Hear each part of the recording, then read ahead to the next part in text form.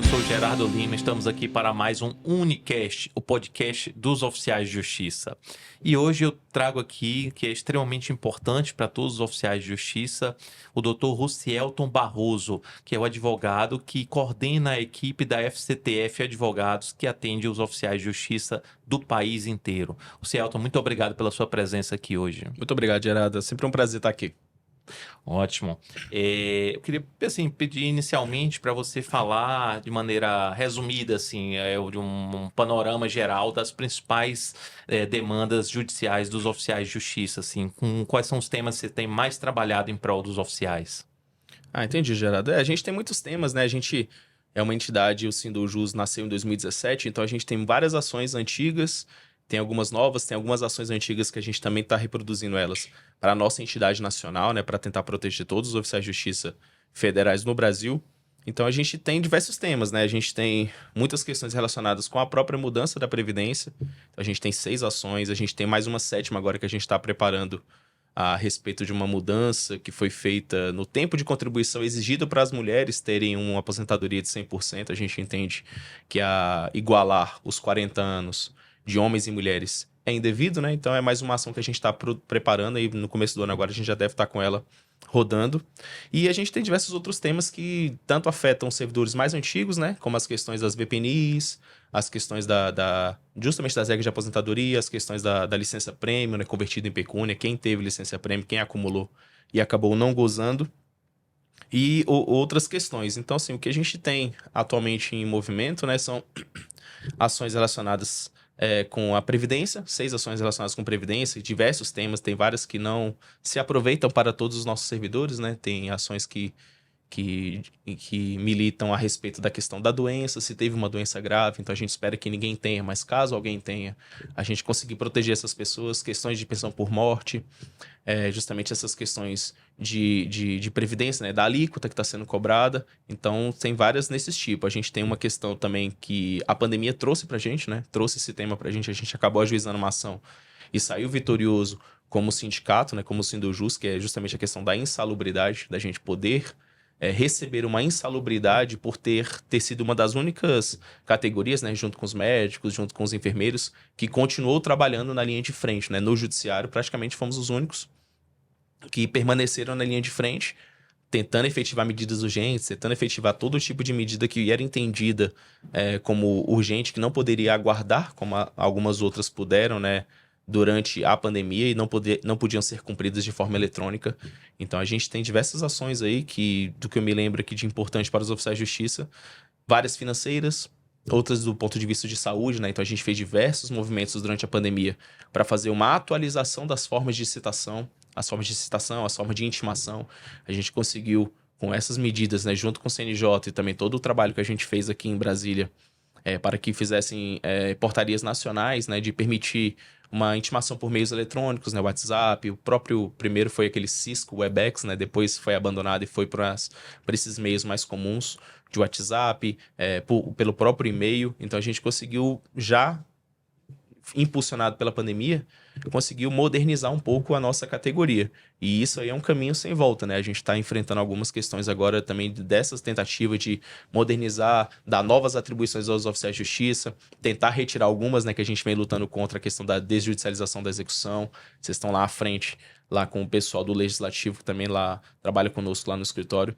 Então, tem diversos temas, né, que a gente vem enfrentando, tentando melhorar a categoria, tentando melhorar as condições de trabalho das pessoas, e algumas dessas são judiciais, né? Apenas algumas delas são judiciais, que a gente já tem alguns sucessos, né? A gente deve falar aqui no dia de hoje mais sobre isso, mas o que a gente tem de importante é isso, é sempre tentar proteger o oficial de justiça, tentar melhorar e também tentar resgatar aqueles direitos que foram negligenciados em algum momento ou que estão sendo ali negados, né, atualmente. Então é isso que a gente vem tentando lutar aí, Gerardo.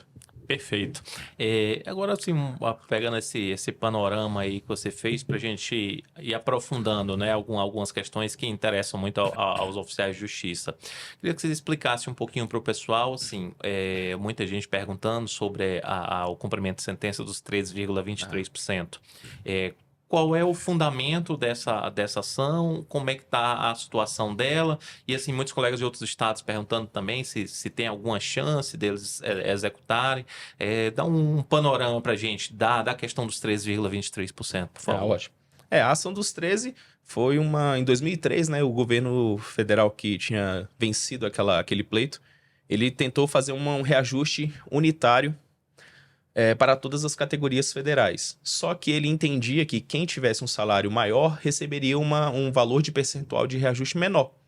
E aí acabou que gerou essa divergência. Teve gente que recebeu 1% de reajuste e teve outras categorias que receberam 13% de reajuste.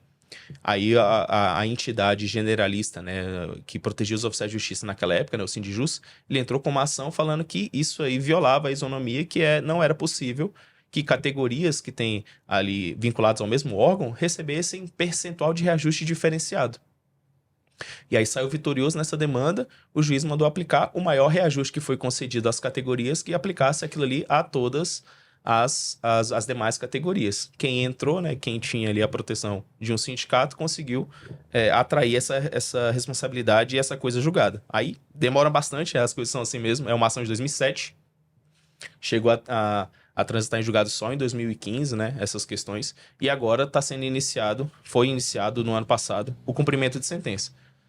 Desde quando transitou em julgado, esperou-se um tempo a respeito da questão do prazo da ação rescisória, que é de 2 anos. O sindicato esperou. Infelizmente, a União entrou no último dia, literalmente no último dia, ela entrou com a ação rescisória dela, fundamentando de que, posteriormente, a jurisprudência teria modificado e entendido que não era possível você estender esse reajuste de 3% às outras categorias. Violaria isonomia, violaria intervenção dos poderes, né, a separação dos poderes. Então, a ação rescisória que eles estão movimentando é nesse sentido.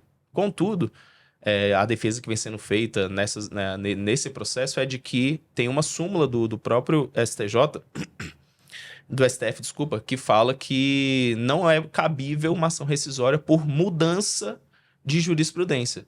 Se aquela sentença foi proferida no meio de um embate entre duas teses, né? Então, se tinha uma questão controvertida e ela foi julgada e transitou em julgado daquela forma, não cabe, então, você fazer uma ação rescisória, porque foi a tese 2, por exemplo, que foi tida como vitoriosa e ela seria desfavorável, diferente dessa. Então, a gente entende que tem uma súmula, uma proteção muito forte a esse título judicial, porque ele está tentando falar que poucos meses depois, ou poucos anos depois, a jurisprudência se consolidou de forma desfavorável à tese que transitou em julgado. E aí o STF já tem essa jurisprudência remansosa informando que não cabe rescisória para esse tipo de argumento. Já no TRF1 já foi não conhecido, né, foi julgada improcedente a rescisória com base nesse argumento. A União fez a embaixo de declaração e posteriormente agora fez um recurso especial e também um extraordinário. E no recurso especial, ela protocolou uma tutela de urgência para atribuir efeito suspensivo. E aí, o que aconteceu? O relator lá reconheceu o risco, né, justamente porque é um impacto financeiro muito importante, né, são muitos servidores que eram substituídos por essa entidade, né, se não me engano, é mais de 12, entre 12 e 15 mil pessoas. Então, é um impacto financeiro muito importante. O ministro, então, ele deu essa tutela de urgência e acabou suspendendo todos os processos. Então, atualmente, desde abril do ano passado, desde abril desse ano, de 2023, tudo está paralisado, aguardando justamente o julgamento dessa tutela e, eventualmente, o julgamento do mérito do recurso especial que foi aviado, né? Então, as coisas estão caminhando mais ou menos nesse sentido. A gente entende que o fundamento para que a ação rescisória não prospere é muito forte. Então, de fato, não vai entrar no mérito, porque aqui é uma questão de fato se é cabível ou não você entrar com esse tipo de ação por causa de uma mudança jurisprudencial. E, em tese, tem uma súmula que diz que não pode. Então, a gente está bem confiante de que essa matéria prevaleça, né? Vença e libere aí, no mais tardar, até o meio do ano que vem, libere aí a tramitação dos próprios cumprimentos de sentença, a gente possa dar continuidade lá e receber os valores. A gente já praticamente terminou o ajuizamento de todo mundo que aceitou fazer o projeto conosco, né, Gerardo? E agora a gente está só fazendo alguns ajustes, né? Alguma questão que... Eu trabalhei em vários tribunais, então está faltando adicionar um tribunal que não foi considerado, ou um outro vínculo que eu tinha que não foi considerado no cálculo, que a gente está bem tranquilo, né? Como os processos estão suspensos, a gente pode fazer esse recálculo, rever se a gente fez alguma coisa incorreta nos cálculos, então tá bem tranquilo. Aí o próximo ponto a respeito das pessoas que eventualmente não eram substituídas por essa entidade generalista, que ela é estadual, né? Ela é aqui de Brasília, né? Distrito Federal. Tem um tema que está tramitando atualmente lá no STJ, né? Que é o 1130, que ele está tratando de um tema similar ao que a gente está pretendendo. E a gente entende que, caso ele seja julgado procedente e não tenha nenhum tipo de modulação, nenhum tipo de restrição que seja aplicada, né? Então a gente precisa, de fato, esperar o julgamento para saber exatamente como vai acontecer. Ele está julgando se pode, né, outros estados utilizarem uma sentença sobre um tema que é correlato. Então, por exemplo, o servidor público em Brasília é o servidor público federal, oficial de justiça em Brasília, ele é regido pela mesma lei de um oficial de justiça que está na Bahia, que está no Paraná. Então, a gente entende que, tendo o julgamento aqui em Brasília, né, de uma tese contra a União, que aqui é o Foro Nacional da União, né? Então, você, de qualquer estado do Brasil, sendo uma questão federal, você pode ajuizar aqui em Brasília. Você não necessariamente precisa ajuizar no seu estado, né, especificamente. Então, a gente entende que esse título judicial, caso esse tema seja julgado de forma favorável, estendendo de que pessoas de outros estados podem utilizar uma sentença transitada e julgada sobre um tema que lhe é beneficiário, a gente entende que é possível, a partir desse entendimento, que a gente consiga fazer os cumprimentos de sentença para essas outras pessoas. Teve até muitas pessoas que nos procuraram, né? A gente fez essa defesa, essa informação, falou assim, olha, o risco ainda é alto. A gente não tem certeza se vai dar certo. E como é um cumprimento de sentença que os valores são realmente muito altos, uma pessoa que é jovem, assim, que nem tem tanto tempo de carreira, já tem ali R$ 200 mil para receber. A gente teve lá o nosso maior cálculo de uma pessoa já aposentada, muitos anos de carreira e serviços prestados, tem função comissionada incorporada. O cálculo dela deu quase R$ 1.400.000. Então, assim, é uma questão que é difícil você arriscar. Porque justamente isso pode gerar um risco pessoal para a própria pessoa, eventualmente um risco para a própria entidade que a gente ainda não pode assumir.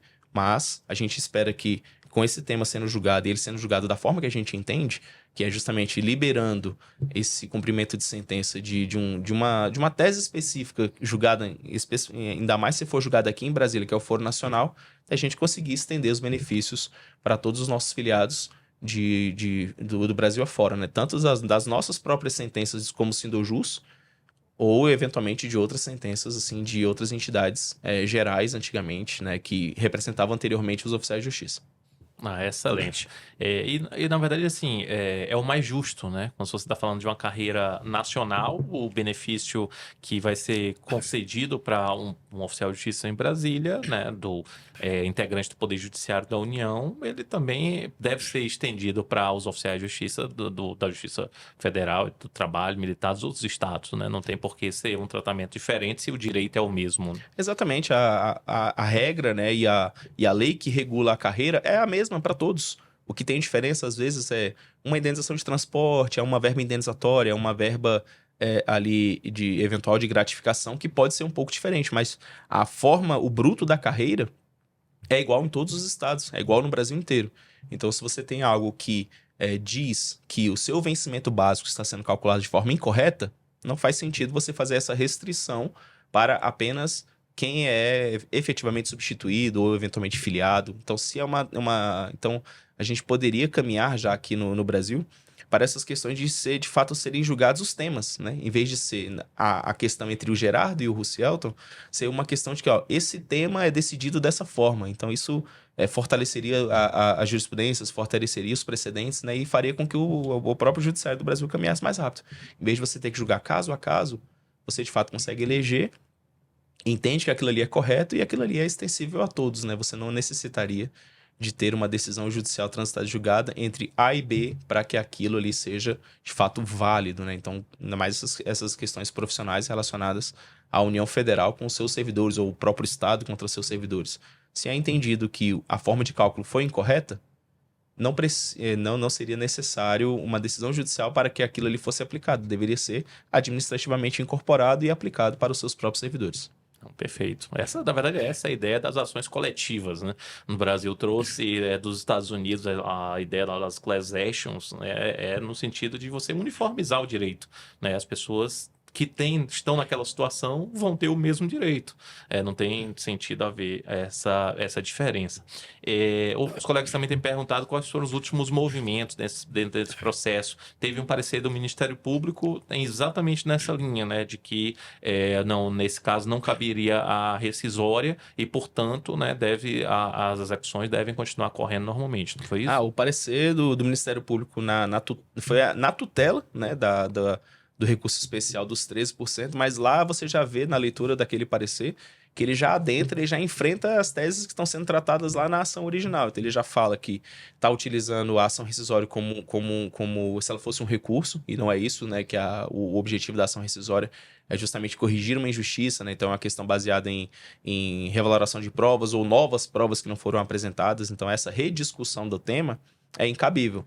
Então ele fala todo esse tema, ele destaca, bate bastante na súmula 343, falando que, olha, isso aqui é totalmente incabível, tá tudo certo, o processo tramitou regularmente, na ação, infelizmente a União deixou transitar em julgado, então agora ela tem que arcar com os custos de uma decisão que é emanada da Justiça do Brasil. Então a gente entende que está tudo caminhando para que dê certo, né? Então, tanto o Ministério Público, que é um agente absolutamente neutro, né? O fiscal da lei, entrou no tema, manifestou de que não deveria... Na verdade, ele até manifestou que os cumprimentos de sentença deveriam tramitar regularmente, que diz que a pendência de cumprimento de sentença, mesmo que de valor alto, não é justificativa para que os processos sejam parados. Eventual risco financeiro, eventual impacto financeiro, que nada disso é um argumento válido, rígido, para que os cumprimentos de sentença sejam paralisados. Então a gente entende que agora está bem tranquilo, bem mais consolidado na tutela e, eventualmente, o mesmo entendimento, já que ele enfrentou, deve ser aplicado lá quando forem julgar o recurso especial, o agravo e recurso especial, na verdade, né? Porque o recurso especial foi inadmitido e eles fizeram ali o agravo e estão tentando, na nossa perspectiva, de fato, eles estão tentando, em razão justamente do impacto, postergar esse pagamento. Posteriormente, no futuro, devem tentar fazer uma abordagem bem, bem forte de negociações, de acordos com as pessoas. Então tem que ficar todo mundo ligado, e esperto, porque logo, logo esses processos vão ser liberados e o assédio, tanto do governo quanto de outras pessoas interessadas nesses créditos, deve aumentar bastante. Tem a possibilidade, alguns, entre aspas, vendem o precatório, né? Tem alguns bancos até que compram com deságio, né? Tem um mercado hoje de precatórios. Aliás, assim, esse mercado até está recebendo assim ansiosamente a decisão do STF desses dias, né, que está aí no sentido de não poder mais prolongar como, né, era a previsão anterior de prolongar indefinidamente o pagamento dos precatórios, tem que pagar, né, dentro da previsão ali. Então, os colegas tiveram até uma boa notícia, né, que a tendência saindo, né, terminando de resolver essas últimas questões jurídicas, vão receber o precatório aí dentro do tempo que era previsto anteriormente, que era muito mais curto, não é isso? Tem uma máxima que, de fato, no Brasil você tem um processo de conhecimento e depois tem um processo para receber o precatório. E que cada um deles demorava na Justiça Federal uns 10 anos.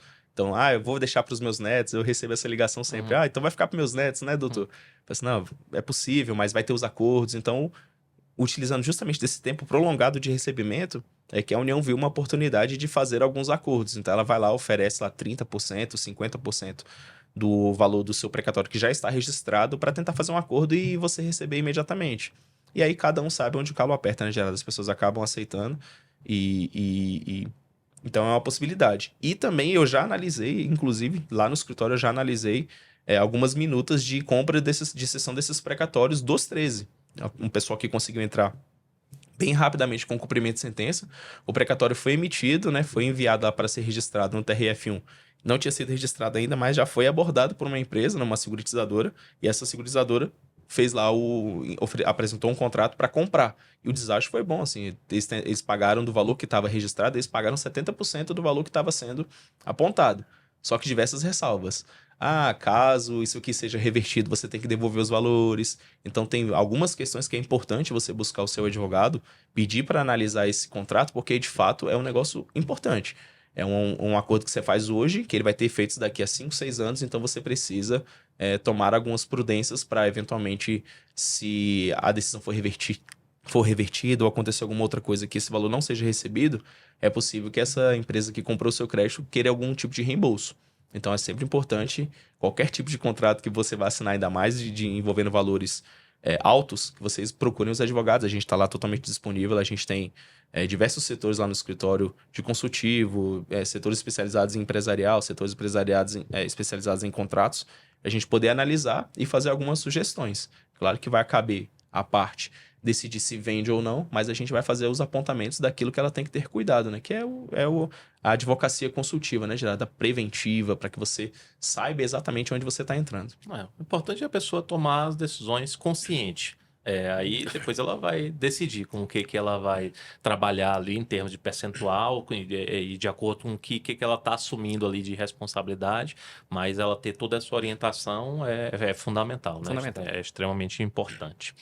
Bom, acho que, né, sobre os 13 aí, acho que são esses pontos mais importantes que o pessoal perguntou. Uhum. E aí, já para a gente entrar num segundo tema que você tocou também na sua fala inicial, da questão da ação das regras de transição. Uhum. Hoje, inclusive, há já uma boa quantidade de oficiais de justiça aposentados e recebendo abono de permanência com base na tutela que a gente recebeu favorável na sentença.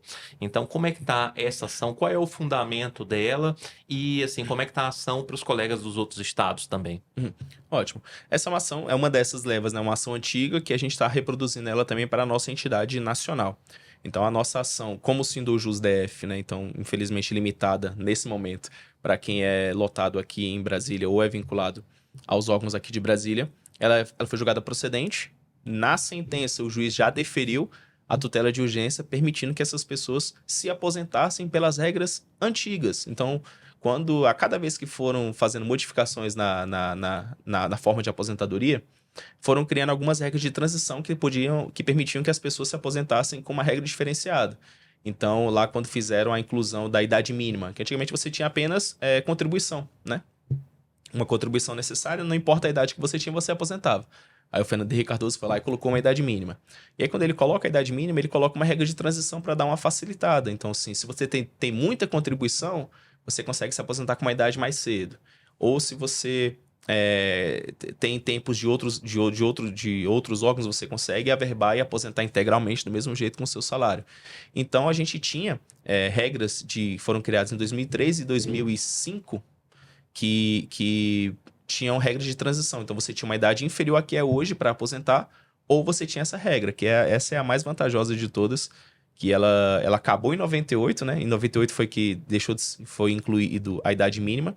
E aí, em 2005, né, por justamente pressão dos servidores, por isso que é muito importante você estar sindicalizado, você estar afiliado, porque a pressão dos servidores, ela gera frutos em algum momento. Então, em 98, retirou a possibilidade de aposentadoria apenas por contribuição, e em 2005 criaram uma regra de transição para quem é anterior a 99. Então, quem era anterior a essa mudança, em 98, no dezembro de 98, pode utilizar uma regra de transição específica, que é, a cada ano de contribuição que você tem acima do mínimo, ele soma para a sua idade. Então, por exemplo, as mulheres que têm que ter 35 anos de idade, ou 30 anos de contribuição e 55 anos de idade, eventualmente, se ela tem 31 anos de contribuição, ela consegue se aposentar com 54 anos de idade. Porque esse que passa, ele soma para a sua idade e você acaba chegando nos requisitos que foram criados. Então, isso aqui tudo, com a emenda de 2019, tudo isso aqui deixou de existir. E aí a nossa ação, justamente argumentando de que esse retrocesso, essa retirada de regras de transição para quem já estava ali próximo de chegar, né, ou para quem entrou antes de 98 ou quem entrou antes de 2003, que é quem pode utilizar as regras de transições anteriores, de que essa retirada ela era inconstitucional, porque criaria, nas palavras do próprio Gilmar Mendes, cria uma corrida de obstáculos aonde os obstáculos se mexem.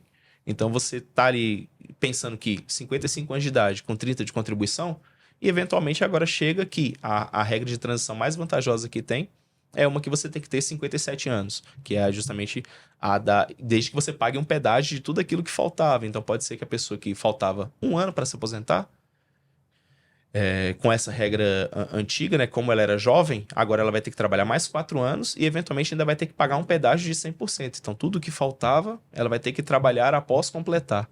Então as regras de transição atualmente criadas, que é a dos pontos e essa do pedágio, elas são muito desvantajosas se comparadas com essas outras. É justamente isso. Eu fiz alguns pareceres na época das pessoas. A pessoa que faltava 8 meses para se aposentar pela regra vantajosa do artigo 3º da emenda 47 passaria a se aposentar daqui a 7 anos, por causa de pedágio e por causa de idade mínima. Então a gente entende que essas mudanças elas geram um retrocesso, né? A juíza de primeiro grau entendeu esse sentido de que viola ali a questão da isonomia, viola a questão do direito adquirido e da expectativa de direito que as pessoas têm, né? Do dever de confiança e de segurança jurídica que o Estado tem para com seus servidores. Ela julgou procedente e determinou. Então, hoje as pessoas podem se aposentar ou receber o abono permanência. O abono permanência é a devolução da previdência que você pagaria porque você optou por continuar trabalhando. Então, quando você preenche todos os requisitos de aposentadoria, você pode ou se aposentar ou então optar por continuar trabalhando. Aí você faz um requerimento até simples, né? Mas tem que fazer o requerimento. Se não fizer o requerimento, não recebe. Você faz um requerimento simples e fala: eu quero então receber o abono permanência, que é justamente a devolução exata daquilo que você pagaria de previdência social para você continuar trabalhando. E você recebe isso aí até o dia que você decide se aposentar. Então é uma diferença. Hoje, com essa alíquota progressiva que a gente tem pessoas que pagam lá R$3.500 ou quase R$4.000 de previdência, você ter essa devolução é muito relevante, né, Gerardo? É muito importante e acaba facilitando bastante para os nossos filiados aí nessa parte final da vida, né, da carreira. Tá querendo fazer um investimento, tá querendo ter um pouco mais de qualidade, os filhos estão aí na escola, os filhos estão com novos planos, então tudo isso muito relevante e é importante você ver se você não já preencheu. Se você já preencheu e se você era filiado do sindicato, você tá com esse direito aí pendente, né? Então faz o requerimento hoje, você recebe todo o retroativo, não tem problema nenhum. Então é importante a gente ficar ligado dos direitos que o sindicato consegue e para a gente poder exercer, né, Gerardo? Porque também tem esse problema, né? Às vezes a gente tem algumas sentenças, algumas questões e acaba, por alguma circunstância, né, alguma questão específica, a gente acaba não conseguindo entregar essa informação para todo mundo. Então tem gente que tem direito e infelizmente não sabe que tem esse direito. Então é sempre um trabalho que eu entendo que o Unioficiais é justamente um dos expoentes dessa questão, né, que é o podcast, para a gente tentar levar as informações de tudo aquilo que a gente vem trabalhando e vem sendo para os oficiais de justiça, porque é isso, as pessoas me ligam 2 anos depois, assim, olha, tem isso aí mesmo? Eu falei, tem. Ou então a pessoa me liga para falar de um outro tema e eu falo, ó, você teve filho do ano tal ao ano tal? Porque a gente tem diversos cumprimentos de sentença que a gente não conseguiu alcançar todos, apesar das nossas secretárias mandarem e-mail, mandarem WhatsApp, a gente tentar também divulgar nas redes sociais, as pessoas acabam não conseguindo ligar uma coisa com a outra. Apesar de eu ter tido filho e eu ser filiado, eu não tenho certeza se eu posso exercer um determinado direito. Então é muito importante você estar ligado, você estar acompanhando aí as redes sociais das entidades, da entidade para que você possa, de fato, conseguir exercer os seus direitos. Não, perfeito. E como é que tá a ação para os colegas dos outros estados em relação às regras de transição também de aposentadoria? Isso é importante. A gente reproduziu essa mesma ação para 2 grupos, né? Tanto um pessoal que se filiou na associação até uma determinada data e um pessoal que veio posteriormente. A gente fez a ação. Já de início, o juiz ele pensou em suspender a ação, porque essas questões da Previdência, da mudança da Previdência, elas também estão sendo discutidas por ADI, né? Que é a ação de ações que tramitam lá direto no STF. Algumas entidades têm esse poder de fazer essas ações direto no STF para julgar justamente a constitucionalidade ou inconstitucionalidade dessas mudanças. E aí, na hora que a gente entrou com a ação, né, da Unioficiais, que foi, se eu não me engano, 2 anos depois da nossa do Sindojus, ele falou assim, olha, isso aqui está sendo discutido no Supremo, então eu vou esperar o Supremo decidir e aí eu decido a ação de vocês. A gente conseguiu fazer a ação tramitar, né? Ele queria parar antes da citação. A gente falou, não, cita logo, porque isso aí gera direitos, né? Justamente retroage 5 anos, então tem várias questões importantes. A ação hoje está conclusa, esperando o julgamento, só que não o julgamento da vara, está esperando o julgamento do STF. Aí uma coisa que é ruim e é boa, né, sobre esse tema específico. O ministro Lewandowski, né, antes dele se aposentar, ele pediu destaque de todas essas ações que relacionavam a questão da Previdência. Ele era uma das pessoas que tinha um entendimento mais favorável para os oficiais de justiça e para os servidores públicos federais sobre essas questões da Previdência. Ele era um ministro bem garantista, né, bem preocupado com o social. Então, assim, ele já tem votos anteriores falando que a alíquota progressiva, que pode ficar variando de acordo com o seu salário, isso era inconstitucional. E nessa questão da regra de transição também, ele já tem um posicionamento, né? Tanto ele quanto o ministro Gilmar Mendes tem posicionamento falando que você não pode ficar afastando as regras de transição, retirando elas indeterminadamente, sem que você garanta o mínimo para quem é aquilo, para aquelas pessoas que já estejam no serviço público. Então, ele infelizmente aposentou, e aí o pedido de vista dele, né, o pedido de destaque para julgar no plenário acabou de ser revogado, né? O ministro que o substituiu entendeu que não era mais necessário o julgamento em plenário, e o processo foi pautado para ser julgado. Esse e vários outros, né, que discutem todas essas questões da reforma da Previdência, estão na pauta agora, que vai começar dia 8 de dezembro. Dia 8 de dezembro até 18 de dezembro, os ministros vão julgar lá eletronicamente. Pode ser que aconteça, as entidades estão trabalhando justamente para isso, para que esteja um destaque, porque a gente sabe que um julgamento televisionado sobre temas relevantes, de fato, muda, né, a forma de se manifestar, a forma de que os ministros vão se posicionar. Então a gente entende que um julgamento eletrônico, apesar de ser mais técnico, né, possivelmente, mas ele retira essa possibilidade da pressão, da pessoa olhar olho no olho ali de quem ela vai te retirar um direito. Então a gente entende que ainda é possível que algum dos ministros restantes, ainda faltam 8 votos, que algum desses 8 ainda peça um destaque, consiga levar o processo para o plenário, e aí ocorra uma discussão ampla que permita lá a sustentação oral das pessoas que estão lá vinculadas, a própria Defensoria Pública, a própria AJUF, todo mundo que está lá trabalhando nesses processos possa fazer uma sustentação oral e demonstrar, né, a justiça que você declarar a inconstitucionalidade de pelo menos 6 pontos, né? Pelo menos 6 pontos, tem um 7º agora que a gente está discutindo, que claramente geraram um retrocesso social muito importante, e o que a nossa Constituição tem princípios constitucionais, que é a vedação ao retrocesso.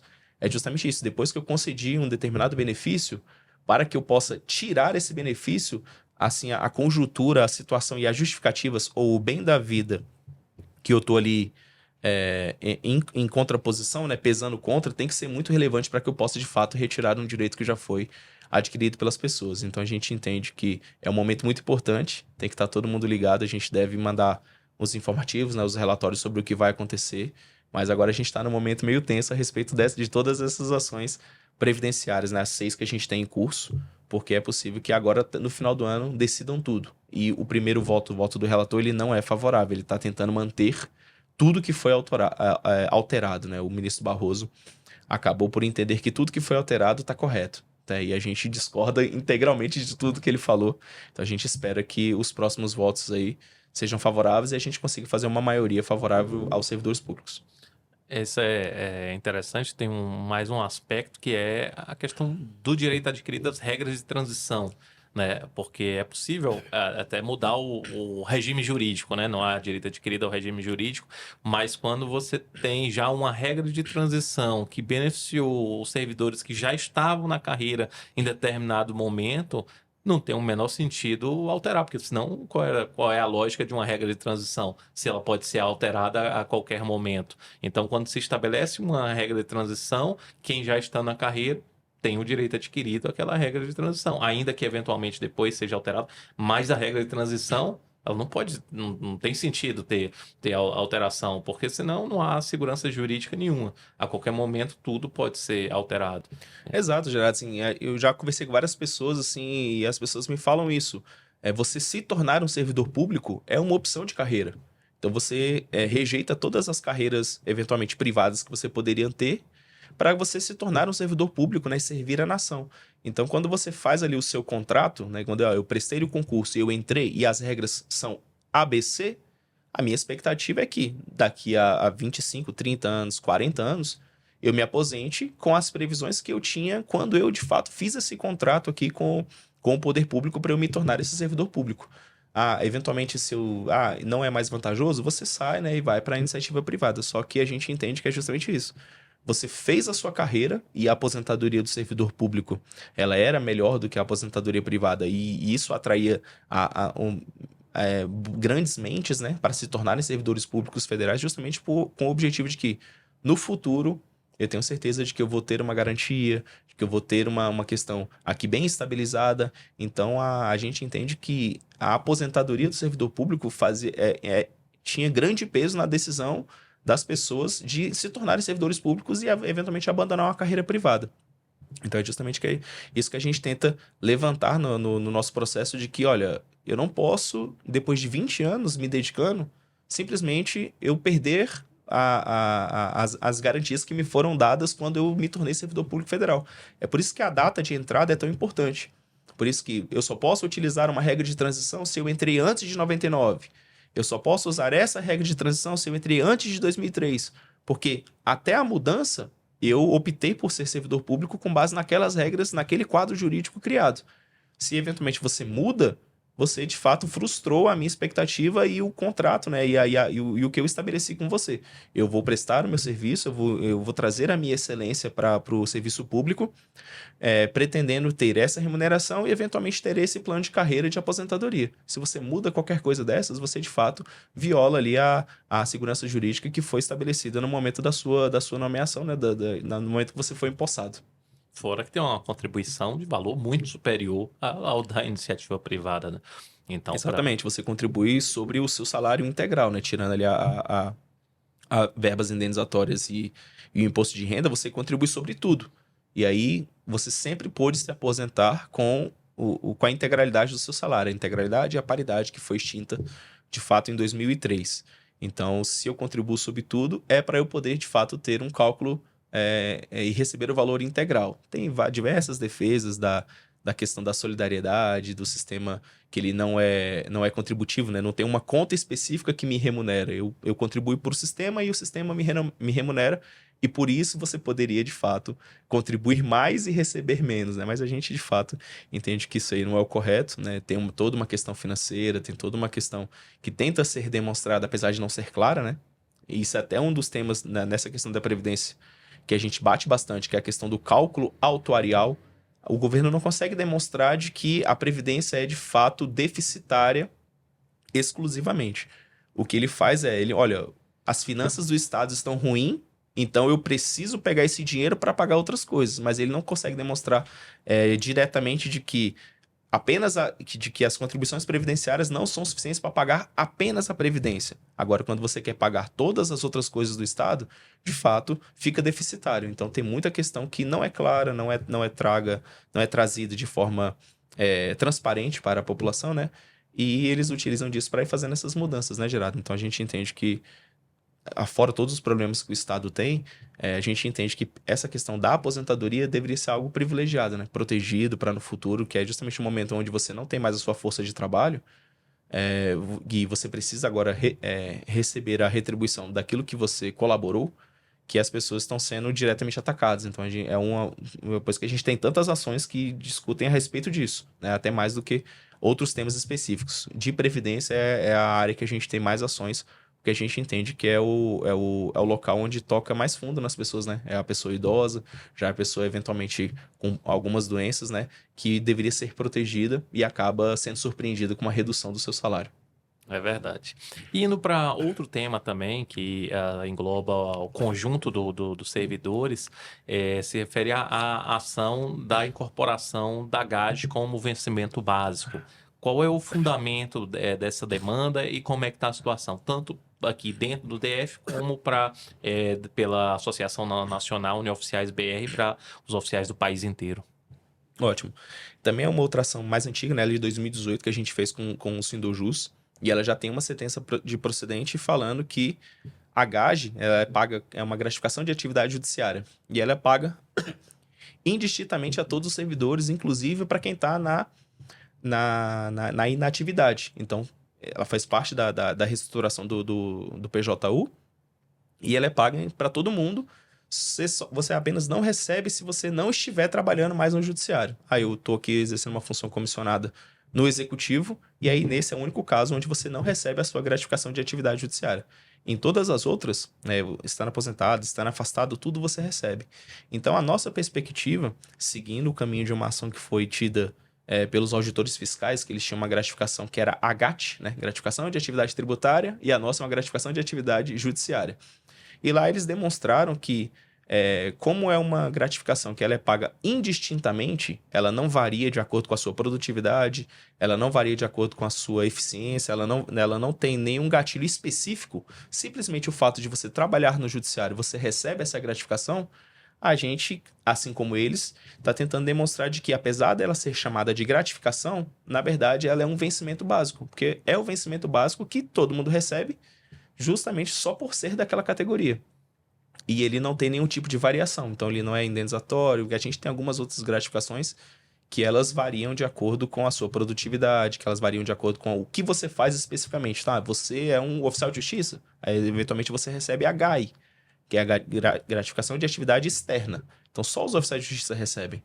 Agora, a GAG não, todo mundo recebe indistintamente. Se você é técnico, se você é analista, se você é oficial de justiça, só me engano, acho que até quem é da área médica lá também recebe, né? Que ele é só um especializado. Então, se você é um médico do judiciário, você recebe uma gratificação de atividade judiciária, sendo que você não faz, finalisticamente, nada jurídico. Então, a nossa demonstração é de que, apesar de ser chamado de gratificação, ela, na verdade, é um vencimento básico. E, sendo entendido dessa forma, como foi entendido dessa forma na nossa ação do Sindujus DF, ela deve compor o vencimento básico. E aí, então, aquilo que você recebe como vencimento básico, mais gratificação de atividade judiciária, mais HAI, mais um adicional de qualificação, tudo isso aqui que você recebe, ele será calculado numa base diferente. Por quê? O vencimento básico, vamos supor que é R$ 5.000 o vencimento básico. A GAGE, atualmente ela está em 140% desse vencimento básico, né? Então, você soma um com o outro ali, a GAGE com o vencimento básico, vamos supor, você ganharia 12 mil. E aí, quando você vai calcular a sua GAE, o seu adicional de qualificação, que ele é uma porcentagem do vencimento básico. E aí você tem um determinado valor. Se a gente conseguir sair vitorioso, como a gente vem saindo, e o HAGE se torne o vencimento básico, você aumenta muito a base de cálculo. E aí, o que seria 1% de 5 mil se torna 1% de 12 mil reais. Então, a gente entende que, apesar do legislador ter... a gente entende que o legislador, então, ele deu o nome de gratificação para aquilo que é vencimento básico. Ele queria dar um reajuste salarial e teve que chamar de gratificação justamente para poder fugir desses reflexos das verbas que são reflexas sobre o vencimento básico. Então, a gente tem tido vitória, além da gente, tem diversas outras entidades que também têm sentenças procedentes sobre esse tema. Eu já vi, infelizmente, jurisprudências desfavoráveis, né, sobre esse tema, entendendo que não é assim, que é uma gratificação, que não tem nada disso de camuflar o vencimento básico, mas a maioria das que eu tive acesso, elas são procedentes, são vantajosas. A gente está caminhando agora para os julgamentos da segunda instância. A segunda instância ainda não tem entendimento consolidado sobre isso, né, sobre a GAGE, apesar do STF ter o precedente da GAT, que é o que está sendo utilizado por todas as outras entidades para fundamentar o seu pedido, né? E a gente não tem ainda em segunda instância um entendimento consolidado de que é favorável, de que a gente vai vencer ou de que a gente vai perder. Por isso que o trabalho é diário, né? Dia a dia, o convencimento dos próprios desembargadores aqui no TRF1, onde a nossa está tramitando para que a gente consiga demonstrar a correção desse entendimento e que, de fato, é possível ao judiciário corrigir o nome em iuris, né, e transformar essa rúbrica de gratificação para o vencimento básico, porque, de fato, é o que ela é. Então, evitar, acabar contornando essa manobra que foi feita pelo Executivo. Maravilha. E como é que estão as ações que foram propostas para os colegas dos outros estados? Foram impetrados alguns mandados de segurança, correto? Isso. A gente, então, tem várias frentes, né? A gente tem as duas ações ordinárias, 3 ações ordinárias, né? Do Sindujus DF e da Unioficiais BR. E, especificamente para o pessoal que é vinculado a tribunais regionais do trabalho, por causa de uma questão específica que tinha no regimento interno desses tribunais, que atribuía ao diretor de secretaria e não ao próprio juiz a atribuição dessas questões de pagamento, a gente conseguiu fazer mandado de segurança em todos esses tribunais regionais do trabalho, onde a gente tem filiados, e esses mandados de segurança estão tramitando, agora já estão concluídos para julgamento, tudo na mesma vara, que é a 16ª vara aqui de Brasília. Essa 16ª vara, ela já tem um entendimento vantajoso, né, procedente desse tema, só que não é o mesmo juiz, né, é mais de um juiz na mesma vara.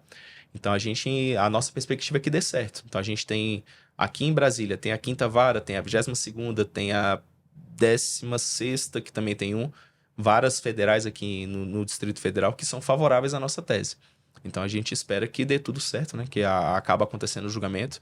A gente lança alguns relatórios lá para a diretoria também acaba divulgando posteriormente, né? E a gente consegue ir mostrando a posição, né? Porque atualmente, por obrigação que foi criada no Código de Processo Civil, as varas têm que divulgar uma lista de processos a serem julgados. E aquela ordem, de fato, é seguida. Então, se está lá, faltam 10 processos para serem julgados, de fato, faltam 10 processos para serem julgados e o próximo será o meu.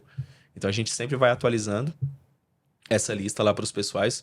Tem muito processo nas varas, né? Então não é algo que é rápido. Geralmente uma sentença demora aí na Justiça Federal, nas varas que são mais rápidas, demora um ano e meio para serem proferidas. A gente entrou com esse processo no plantão do ano passado, né? No plantão do ano passado.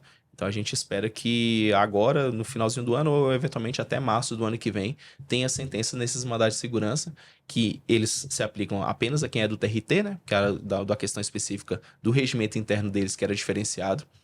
Então a gente conseguiu fazer, e os demais estão ali de fato aguardando a nossa ação ordinária feita pela Unioficiais. Aí vai valer para todo mundo do Brasil que era nosso filiado na data do ajuizamento. É só para o pessoal entender, a questão assim, ficou específica para os oficiais da Justiça do Trabalho, porque se fosse para os oficiais da Justiça Federal, isso já demandaria uma análise da segunda instância. Isso. E de uma maneira assim assodada, né? Num julgamento, num tipo de processo que a gente não tem a mesma oportunidade de fazer uma instrução probatória mais robusta, e isso aí colocaria em risco a tese, porque assim, a tendência maior seria negar. Então a gente optou por segurar um pouco mais para só deixar chegar na segunda instância com processos ou deferidos ou já mais instruídos, não é isso? Perfeito, Gerardo. Os processos, por mais que não pareçam, todos eles têm estratégias, né? Então, como para a gente era totalmente desconhecido o posicionamento dos desembargadores federais, nos pareceu ser muito apressado eu subir diretamente em um mandado de segurança, que é uma ação de produção probatória restrita, tem que estar tudo pré-constituído. Eu não tenho discussão, eu não tenho nada que eu possa fazer ali de questão probatória, de demonstração. Então, eu tenho uma linha de ação muito curta de eu apresentar esse processo para ser julgado em segunda instância. Sendo que eu tenho aqui um processo que eu estou trabalhando desde 2018, com parecer favorável do Ministério Público, com todas as demonstrações que a gente foi apresentando, todas as sentenças procedentes que foram saindo posteriormente, a gente conseguiu convencer o juiz de primeira instância a adotar a nossa tese.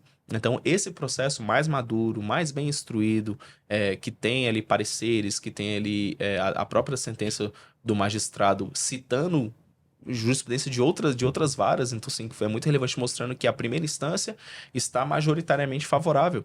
Esse processo é melhor, porque assim, por mais que eu diga, por mais que eu escreva no meu mandado de segurança de que, olha, tá todo mundo favorável aqui, excelência, o desembargador ele não tem tanta essa confiança no que a parte interessada. Eu sou totalmente interessado no processo, então eu vou dizer apenas o que me é vantajoso.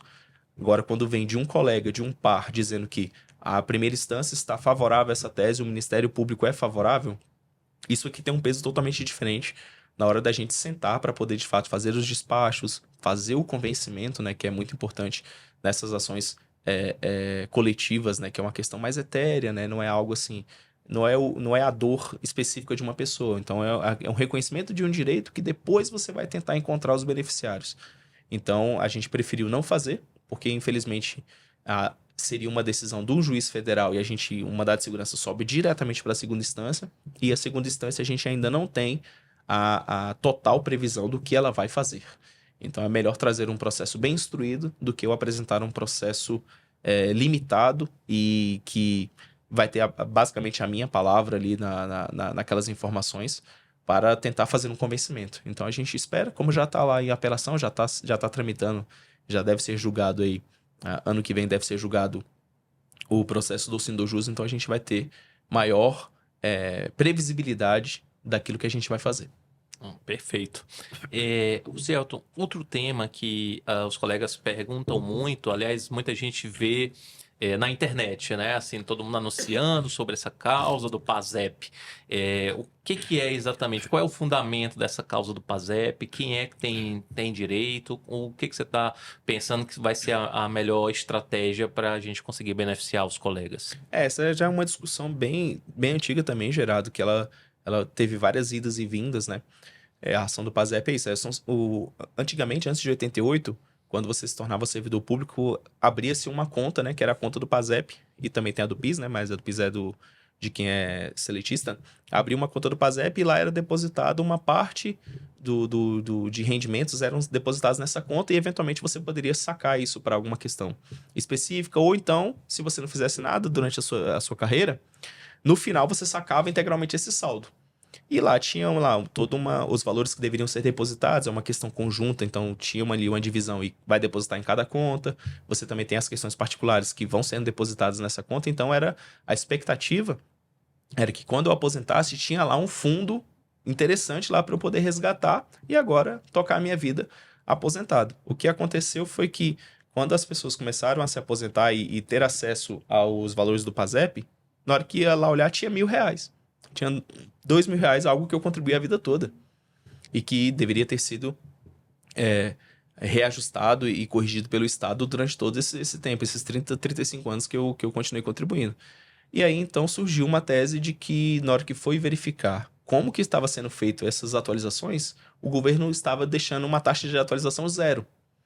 E aí a gente já tem uma ação assim, pelo Sindojus também em 2019, 2020, essa especificamente contra a União, que a gente está falando que manter a taxa de juros de longo prazo, que é justamente essa que a gente está discutindo, em zero, era totalmente ilegal. Que deveria, então, aplicar pelo menos a poupança, ou a Selic, ou a INPC, diversos outros índices, porque é ilegal você tomar o meu dinheiro e não me remunerar por ele de nenhuma forma. Você escolhe qual é a taxa, você coloca a taxa zero, então aquilo que você pegou há 20 anos atrás, você vai me devolver exatamente a mesma coisa. Então, isso é um aspecto específico do PASEP. E tem uma outra ação que ela começou a ser protocolada e teve uma discussão de legitimidade, né? Que é uma outra discussão, uma ação que ela é feita contra o Banco do Brasil. É sobre PASEP, mas é contra o Banco do Brasil. Foi demonstrado em algumas ações que o governo mandava fazer uma atualização ou fazer um novo aporte de valores no PASEP e o Banco do Brasil não fez. Assim, ele teria atraído a responsabilidade por não ter aplicado os índices ou eventualmente ter deixado sacar dinheiro desse fundo específico e ele é responsabilizado. E aí a gente teve acesso a alguns laudos, algumas pessoas nos procuraram para fazer. Então, assim, a diferença disso, o valor que você sacou, R$ 2.000, na verdade o valor correto era 200 mil.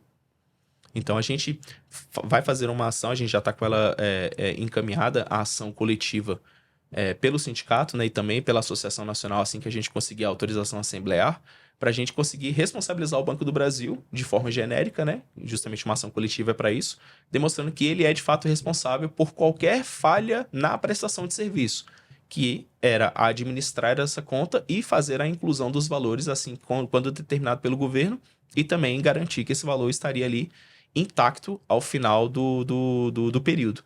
Coisas que, em alguns casos, foi demonstrado que o Banco do Brasil não o fez. Então, a gente vai fazer uma ação coletiva, tanto como sindicato como associação, para valer para todo mundo do Brasil, e, eventualmente, saindo vitorioso nessa ação, a gente faz o cumprimento de sentença das pessoas, né? Aí sim, pegando um laudo do contábil, demonstrando qual que é o valor correto, qual que seria a taxa de juros que deveria ser aplicada. Então, são duas ações diferentes. A gente tem uma ação questionando que a União Federal não colocou propositalmente a taxa de correção em zero, a taxa de juros e de correção em zero, o que seria ilegal.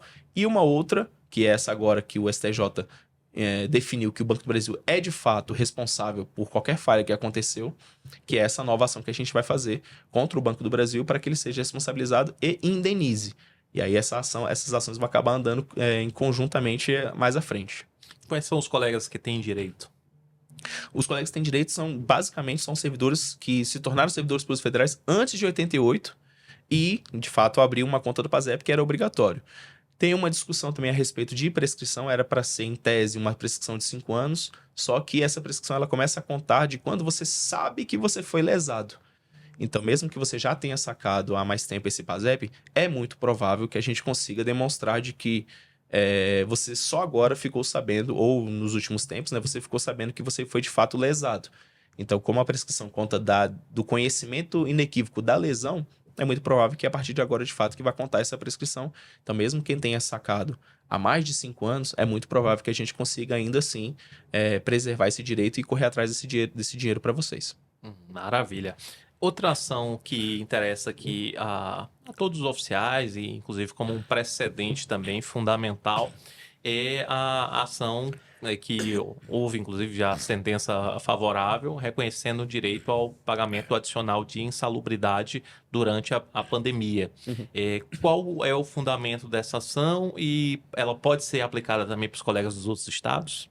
Isso, assim, a gente entende que é possível, né? Se os tribunais trabalharam da mesma forma que aqui em Brasília foi trabalhado, que era mantendo o trabalho presencial dos servidores, né? De todos aqueles que não tinham comorbidades ou tinham mais de 60 anos, então todo mundo continuou trabalhando quase que regularmente, porque as ações ordinárias elas ficaram suspensas, né? Mas todas as demais ações continuaram trabalhando, então os oficiais de justiça continuaram entrando em hospitais, encontrando 3, 4 pessoas por dia, pessoas totalmente aleatórias que eles não sabem se essa pessoa estava contaminada ou não.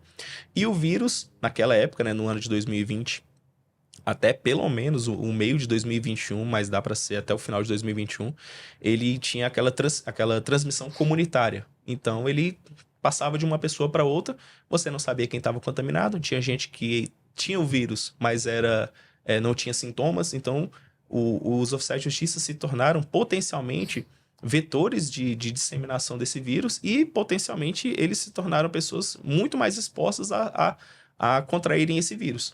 E aí lá na lei é previsto que quem trabalha exposto a esses agentes biológicos que importam risco à vida tem direito a receber um adicional de insalubridade, né? Você tem adicionais de insalubridade, tem de periculosidade e tem uns outros que são nocivos à sua vida, né? Que é som, calor, essas outras questões. Esse, no caso, de fato, era você exposto a um agente biológico que apresenta risco à sua vida.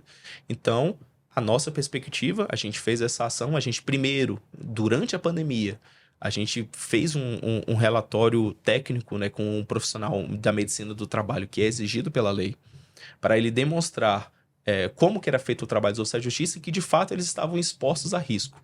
E também tentar classificar qual que era o nível de exposição. Com esse documento, a gente protocolou um processo administrativo nos tribunais aqui de Brasília para demonstrar de que eu estava exposto, então eu deveria receber esse adicional.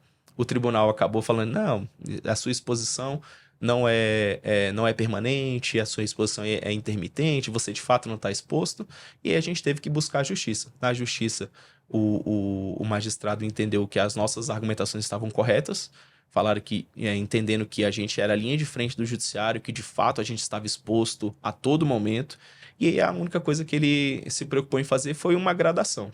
Quem está em presídio e quem está visitando clínicas ou os hospitais de campanha, essas pessoas têm um nível máximo. Então, a porcentagem que elas recebem é um valor maior. E quem estava no trabalho comum tem ali um nível de exposição moderado. Então, essa foi a única diferença que o juiz fez. Quem trabalhou eventualmente em presídio vai receber um valor superior. Quem trabalhou em clínicas ou hospitais ou foi a locais onde estava sendo discutido ou trabalhou em processos que falavam sobre questão de contaminação, também tem vai poder fazer um cálculo de receber um valor maior e os demais vão receber um valor moderado desse reajuste. Então, essa ação, como a pandemia foi nacional, na verdade foi mundial, mas foi nacional, e a forma de trabalho dos tribunais, se eles seguiram o que o CNJ determinou, foi toda igual, então é muito provável que a gente consiga reproduzir essas ações. Só que ainda atualmente, com esse entendimento que a gente tem da limitação territorial, né, a gente ainda não consegue expandir esse nosso título para todos os outros tribunais. Então, seria necessário, de fato, seria muito bom se se em algum momento tivessem feito esse estudo, mas se não tem o estudo, a gente consegue pegar esse nosso precedente e o estudo que foi feito em Brasília, demonstrar total similitude com o quadro vivenciado naquela cidade e fazer uma ação do mesmo sentido. Então é muito provável, você já me pediu isso, que a gente faça essa ação pela própria Associação Nacional. Não sei se a gente vai fazer apenas uma para todos, ou se a gente vai fazer algo mais regionalizado, mas é bem possível que agora no próximo ano, recebendo a autorização assemblear, né, caso os filiados tenham interesse da gente tentar buscar esse direito, a gente deve reproduzir essa mesma ação para todo o Brasil. Não, excelente. Outra questão também que a gente vê muito no dia a dia, os oficiais extremamente preocupados, a gente vê até algumas questões de perseguição. Estão sendo muito abertos muitos processos administrativos disciplinares contra oficiais de justiça e, em caso positivo, assim, quais são as principais ocorrências? Gerardo, tá sendo aberto sim, sabe? Durante a pandemia, a gente, dentro do tribunal, a gente teve algum tipo de olhar mais amigável, né, da direção, porque de fato era a gente os oficiais de justiça eram os únicos que estavam ali de fato arriscando a própria vida para que a justiça continuasse. Encerrado esse período, a gente passou a ter alguns problemas. Por quê? Houve uma retenção de mandados inacreditável. E todos eles foram liberados imediatamente assim que a pandemia foi declarada e encerrada, apesar dela não ter acabado. E aí os oficiais de justiça tiveram muito problemas com prazos, tiveram muito problema com o cumprimento dessas diligências, ou eventualmente achar, conseguir cumprir todos esses prazos. Então, primeiramente, teve uma leva muito importante de partes relacionados com prazos, né, com o cumprimento toda essa sobrecarga de trabalho que foi desaguada para que os processos retornassem às fases corretas, né? E agora, posteriormente, a gente está tendo algumas questões Tem juiz que entende que você pode fazer uma situação totalmente eletrônica. Já tem juiz que entende que nessas portarias eram extraordinárias, então você tem que voltar a fazer o trabalho totalmente analógico, como se fazia antes da pandemia. Então está tendo uma discussão a respeito desse tipo de entendimento. A gente também está tendo umas questões. Atualmente já enfrentei 2 processos disso, com uma questão extremamente rigorosa de comparecer ou não a uma reunião online. Então, mas não está sendo algo assim absolutamente similar, né? Quando acabou a pandemia, teve tudo girava sobre prazos, né? Posteriormente, agora a situação se torna um pouco mais pingada, diferente, né? Cada caso tem questões diferentes. Mas, basicamente, continua sendo essa questão, da questão de uma sobrecarga de trabalho, em razão da mudança da Previdência. A força de trabalho foi drasticamente reduzida. Quem tinha condições de se aposentar, se aposentou logo. E todos os problemas esse isolamento e todos os problemas de saúde que foram acarretados pela pandemia também gerou a perda do interesse das pessoas mais velhas em continuarem trabalhando. Então a gente está com uma força de trabalho bastante reduzida. Tanto que é uma das principais pautas da entidade é justamente a nomeação, fazer concursos e nomear novos servidores. Porque a gente vê que a pessoa que tinha uma carga X, né, cumpria 100 mandados, hoje facilmente está cumprindo 180, 200 mandados. Então, é humanamente impossível você conseguir dobrar a sua carga de trabalho dentro do mesmo horário, né? Mesmo com algumas facilidades que foram tentando ser apresentadas, a gente vê que ainda não é suficiente. Então, a nossa perspectiva é essa. É geralmente questão de prazo, é geralmente uma questão de forma de trabalho. Isso que é o que deixa a gente um pouco mais frustrado, Gerardo. O oficial de justiça é oficial de justiça há 15, 20 anos. Ele faz um determinado trabalho de forma eficiente durante esses 20 anos, e aí ele acaba se deparando com um diretor de vara ou um magistrado que ele entende que o trabalho deve ser feito de outra forma. E aí acaba tendo esse conflito de que, não, mas assim é muito eficiente, é muito ágil. Esse jeito que você está me pedindo vai me gerar dificuldades e vai acabar retirando a eficácia do cumprimento do mandado. Que é isso, eu vou na casa da pessoa nesse horário que você está me pedindo, ela não vai estar lá. Então a gente tem um entendimento de que existem cidades dormitórios, que a pessoa só vai para lá para dormir, então não adianta eu fazer diligências durante o dia.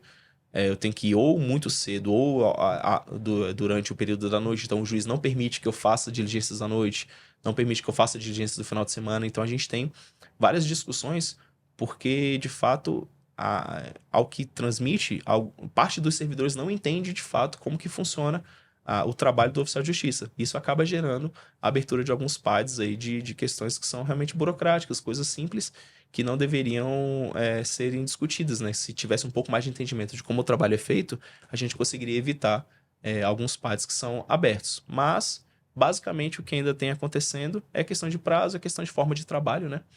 E os sistemas, né? Algumas dificuldades com os sistemas que, apesar de rotineiramente sistemas serem implementados para tentar facilitar o trabalho do oficial de justiça, o tribunal acaba pecando em não dar treinamento.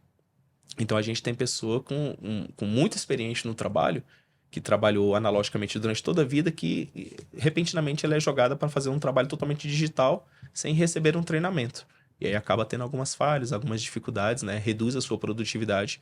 E o tribunal deveria, na minha perspectiva, trabalhar um pouco mais nessas questões dos treinamentos que são oferecidos aos oficiais de justiça para que eles consigam migrar para essa era, totalmente para essa era digital. E esses pontos que você falou são bem interessantes, assim, tivemos poucos cursos ao longo desses anos todos de implantação do processo digital, com criação de sistemas específicos. Então, essa dificuldade deveria ser um fator levado em consideração para se pensar em punir alguém, né? Mas assim, entrando num outro aspecto dessa mesma questão, Sim. na atuação do escritório, você vê um percentual de êxito muito grande dos oficiais que procuram, né, o escritório para fazer a defesa nos processos. Como é que esses processos estão chegando no seu desfecho? A gente acompanha lá as publicações das portarias, né, quando há algum tipo de punição, e a gente verifica, né, que tem oficiais de justiça que acabam tentando enfrentar o processo sozinho. Então, já do início, ele tenta se defender, tenta prestar um esclarecimento, achando que vai conseguir com a informação clara de, não, o pessoal entende o meu trabalho, então eu vou dizer o que aconteceu e vai ficar tudo bem. Só que, na verdade, não é isso que acontece. Ali, aquela sindicância inicial, aquele pedido de informações em 5 dias, aquilo ali já te vincula num processo de um jeito que depois fica difícil da gente tentar construir uma linha de defesa que demonstre que você não foi culpado ou que aquela eventual falha, ela é totalmente isolada na sua carreira ou ela foi motivada por alguma questão externa. Então a gente vê que nos procurando já nessa primeira manifestação, o nível de êxito que a gente tem ele é muito mais alto do que a gente pegar um processo onde já está condenado na primeira instância. Quando a gente tenta, de fato, fazer um recurso ou tenta até reverter algo judicialmente, a chance de êxito não é tão boa, né? Não é tão boa. Então é interessante que nos busquem já de início para que a gente consiga, já que, assim, tem desde 2018, né, que a gente trabalha diretamente, eu trabalho diretamente com os oficiais de justiça, então eu tenho conhecimento bem próximo da composição das comissões disciplinares, então eu converso com as pessoas, eu tenho um bom relacionamento, então eu já consigo saber se aquilo ali pode ser uma questão que a gente deve fazer um acordo, um eventual TCAF, né, que é o termo de ajustamento de conduta, que é algo muito importante.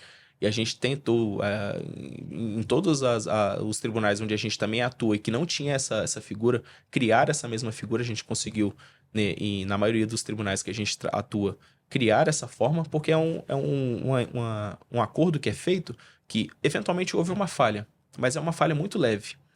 Infelizmente, o tribunal não pode arquivar uma denúncia aonde claramente aconteceu uma falha funcional. Ele pode até, mas ele acaba respondendo algumas questões perante o CNJ, então a gente acabou verificando que deixou de ter arquivamento, porque isso aqui é uma questão muito simples, então vamos arquivar? Porque aí era a própria comissão que começava a responder perante o CNJ do porquê arquivou, sendo que houve uma infração clara e objetiva.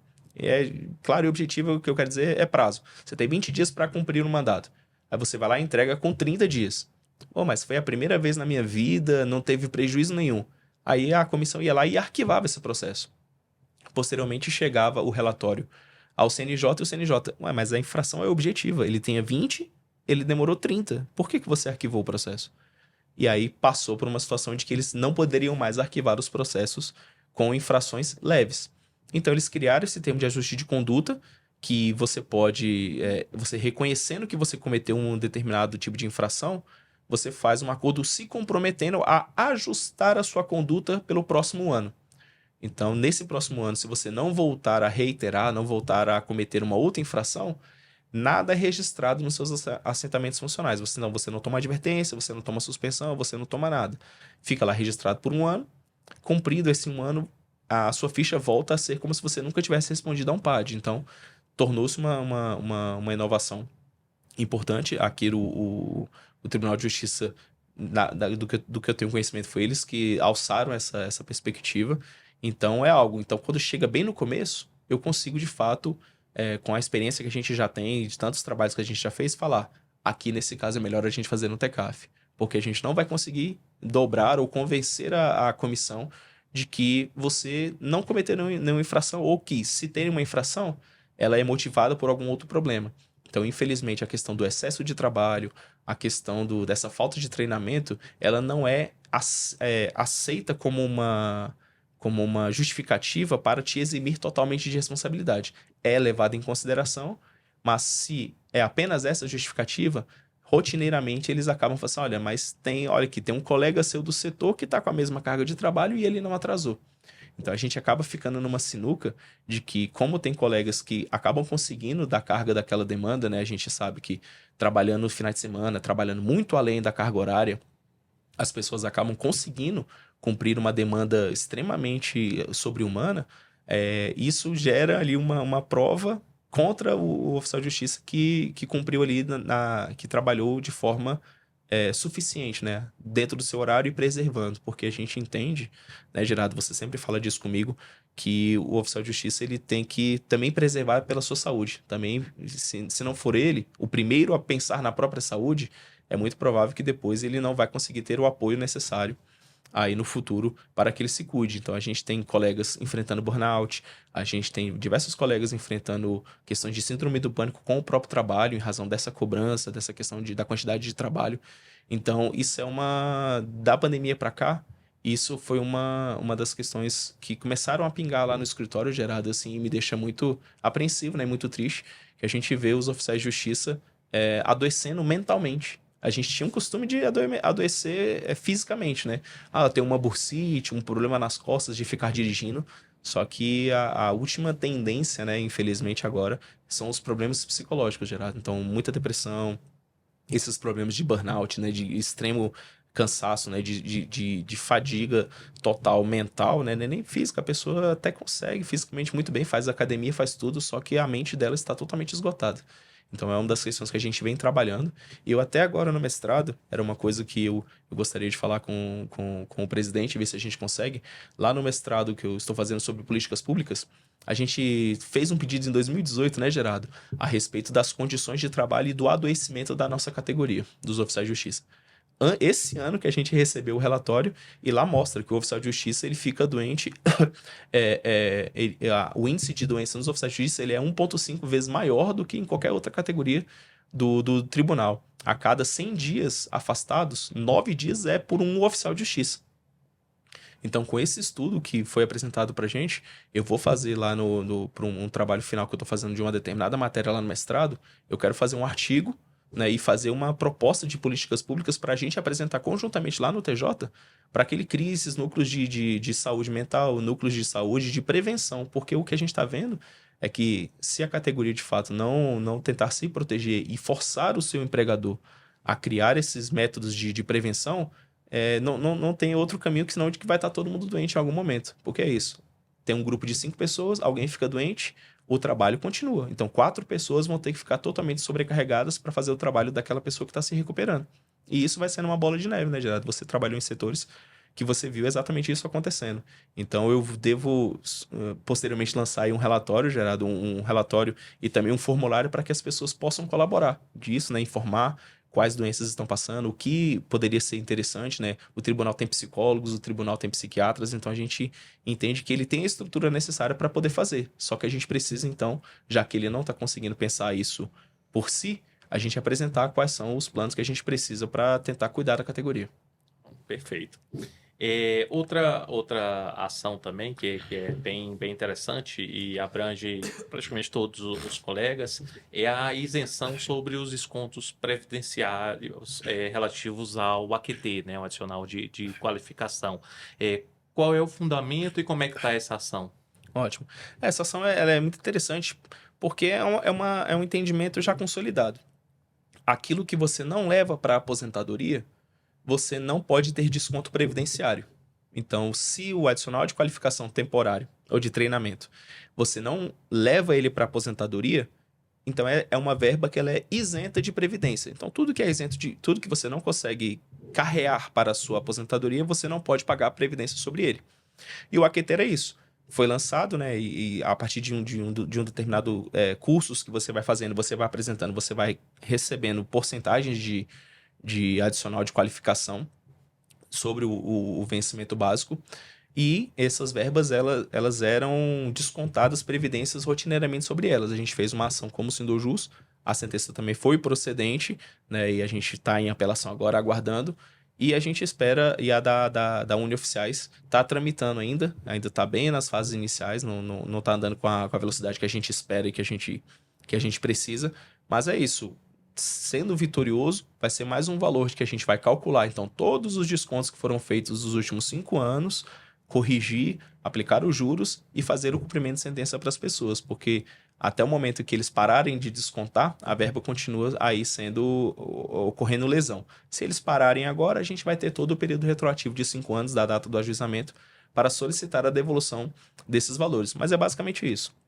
Qualquer verba que o oficial de justiça recebe que ele não leva para aposentadoria é uma verba que tem que ser isenta de previdência social, né? Pode até descontar imposto de renda, não tem problema nenhum, mas se é uma verba que você não leva para aposentadoria, fatalmente você não pode utilizar esse valor, né?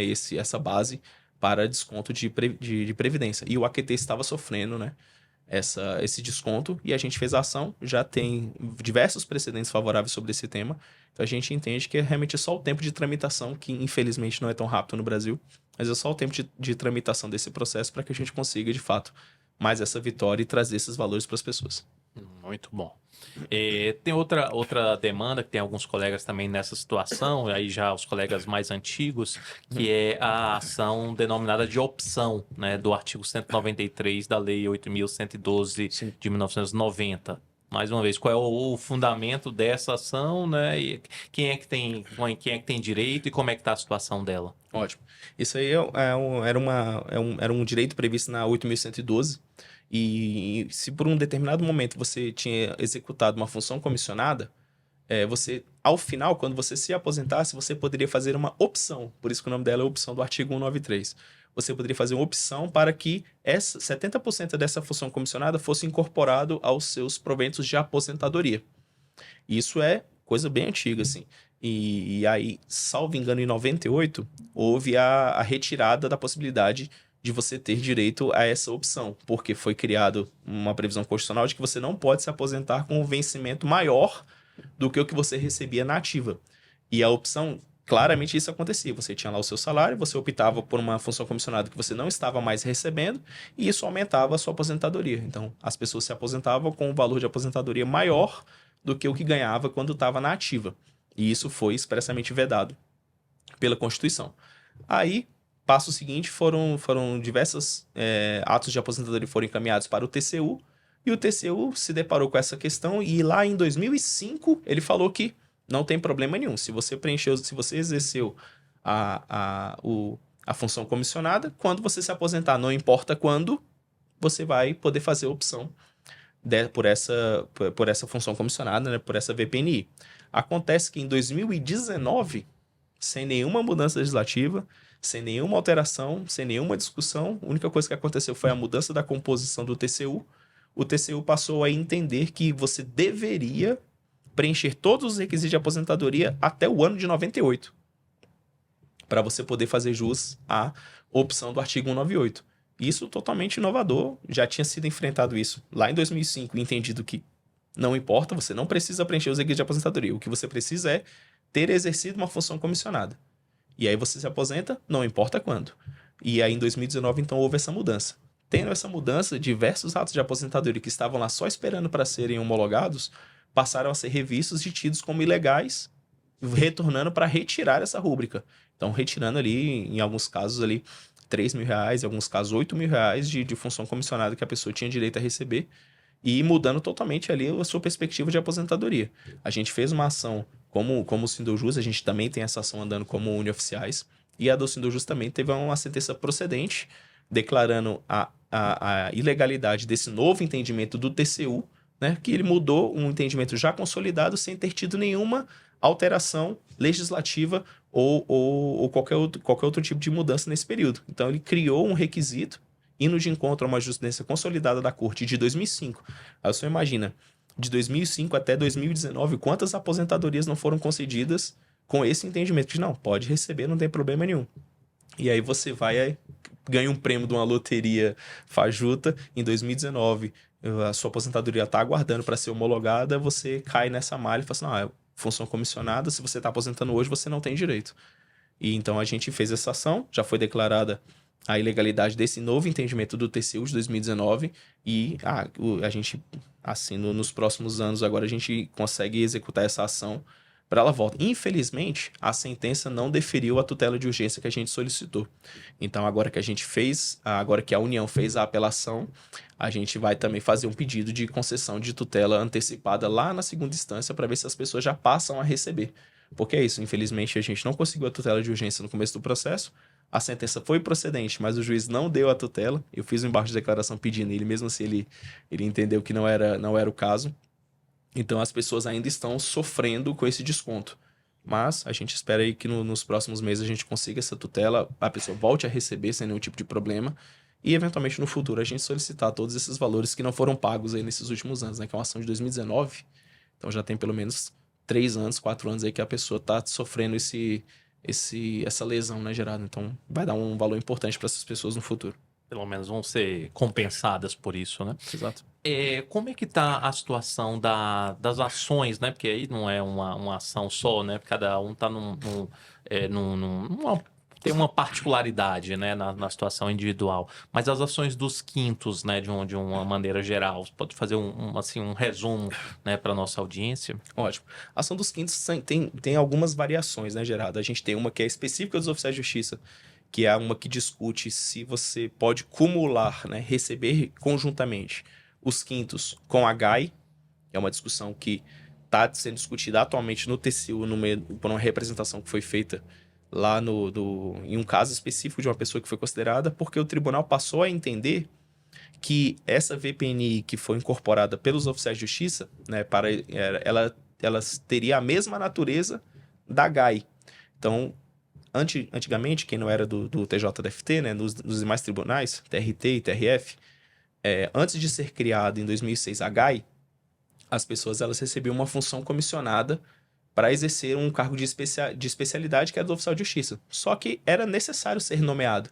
Tanto que a gente tem diversas ações de pessoas tentando reconhecer que deveria ter recebido essa função comissionada e, eventualmente, incorporar, mas não foram nomeadas e o tribunal falou assim, olha, isso aqui depende da fidúcia, você tinha que ser nomeado para essa função comissionada para você poder incorporar.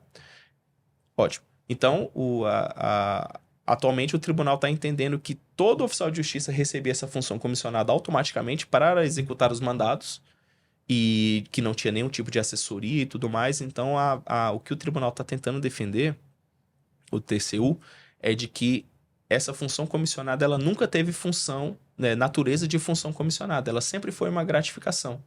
Só que ela foi chamada indevidamente de função comissionada e se ela foi assim, ela não poderia ter sido incorporada. Porque a única coisa que incorporava anteriormente, né, isso acabou, o que incorporava anteriormente era funções comissionadas. Se você exercia uma função comissionada por mais de um ano, você incorporava lá 1/5. Por isso que é chamado de 1/5. Você incorporava 1/5 até o máximo de 5. E você incorporava 5/5 e isso aqui ficava incorporado ao seu salário para sempre. Você se aposentava e continuava recebendo. Ela depois era transformada numa VPNI, que é atualmente hoje isso que a gente está enfrentando. E aí as pessoas sempre receberam, os técnicos recebem, os analistas recebem sem nenhum tipo de problema. E aí o tribunal passou a entender que os oficiais de justiça não poderiam receber essa VPNI se ela é decorrente de execução de mandados, né, que é o que eles dizem, enquanto recebe a GAI. Então, quando você se aposenta, você tinha que optar ou pela GAI ou pela VPNI. Tem diversos processos sobre isso, a jurisprudência é bem dividida. E em um determinado momento, também em 2020, 2019, se não me engano, o TCU ele falou assim, olha, todo mundo que está na ativa aí também eu vou tirar.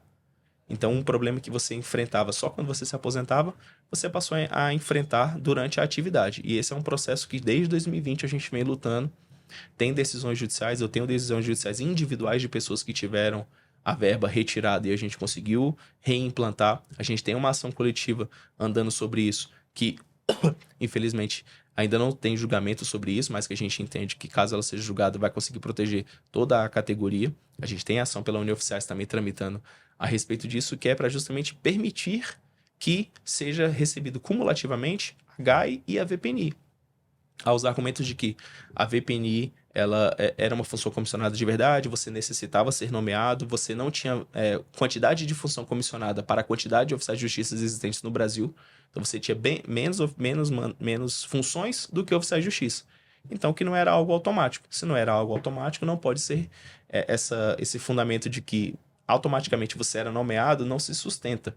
E além do que, direito adquirido, já tem muito mais do que 5 anos de que essas pessoas incorporaram definitivamente em seu patrimônio essas rúbricas. Então a gente entende que, por mais que o TCU esteja tentando demonstrar de que é a mesma coisa, H e a função comissionada, a VPNI, é a mesma coisa, a gente consegue demonstrar por diversos argumentos, tem pelo menos 3 argumentos diferentes que a gente utiliza para demonstrar de que elas não são a mesma coisa. Se elas não são a mesma coisa, não tem por que você vedar o recebimento acumulado.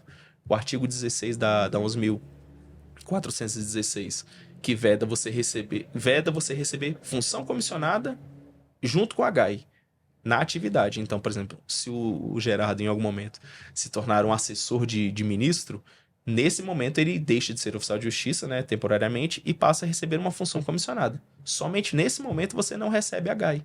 Eles estão querendo dizer que esse entendimento do artigo 16, parágrafo 2º, que é para essa situação específica, na atividade eu estou exercendo uma função comissionada.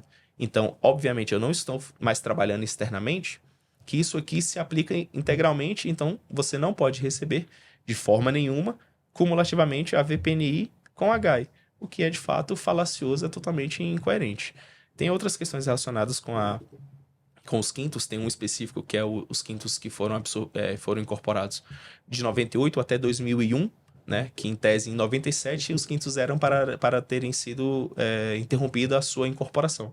Contudo, tiveram medidas provisórias e algumas leis que foram permitindo essa incorporação, que ela se estendeu até 2001. E aí diversas pessoas tiveram incorporação administrativa e diversas outras tiveram por meio judicial.